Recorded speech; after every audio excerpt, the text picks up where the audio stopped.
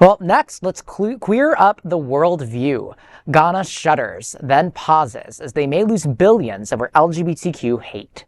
Ghana's LGBTQ plus criminalization bill, awaiting President Akufo-Addo's signature, triggers domestic and international concern. The legislation, passing with bipartisan support, proposes prison terms of up to 3 years for LGBTQ plus individuals and 5 years for those backing LGBTQ plus groups. The financial repercussions of passing the law are large. Reports from Ghana's finance ministry suggest that the proposed bill may result in a loss of $3.8 billion in World Bank funding over the next 5 to 6 years. Additionally, it can jeopardize a $3 billion loan package from the International Monetary Fund. The potential fallout could severely impact debt restructuring efforts and the country's long-term financial stability. Ghana faces an estimated loss of $850 million in the current year alone, exacerbating an ongoing economic crisis for which the country requested an IMF bailout last year. The bill also risks alienating foreign investment and tourism, prompting caution from the U.S. State Department. Addressing diplomatic unease, President Akufo-Addo assures commitment to human rights and awaits a Supreme Court ruling on the matter. However, the upcoming presidential election in December marks the end of Akufo-Addo's 2-term presidency, and the Supreme Court is unlikely to issue a decision before the new president is elected.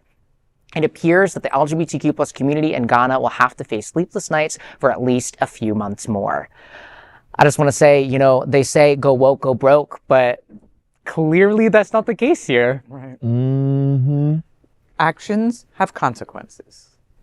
This is true, but one of my problems with all of this, and I need to be careful how I parse this out, because I think that sanctions like this are in order. Mm-hmm. But what that does then is it opens up the back door, no pun intended, for China to come in, right? Because China is very much interested in supporting developing nations and nations where they can find their foot in the door, and this would be an easy way for China to get in and start to exploit and find influence in Ghana, which is not what we want. So it's that fine balance between, okay, what you're doing is pretty effed up, but at the same time we have to be careful how we negotiate that discipline and punishment.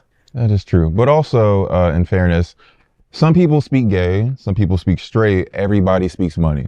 So if you really want to impact these people, you really have to hit them where it hurts, which is their finances. So the fact that they're dealing with this consequence based off of this ruling that they want to have passed through, I am for it. I was so taken aback that this was even being presented, but the fact that they realized, oh, if we fuck with the queers, we're going to be broke, destitute. We're not going to have anything to sort of be discriminatory over, because everything will be gone because we'll be broke and poor. And that will happen to you if you're hateful, just so you know, Uncle Ted. No, right. That was... And the really unfortunate part of this is Ghana has a lot of extremely poor people living there. And those are the ones that are going to be affected.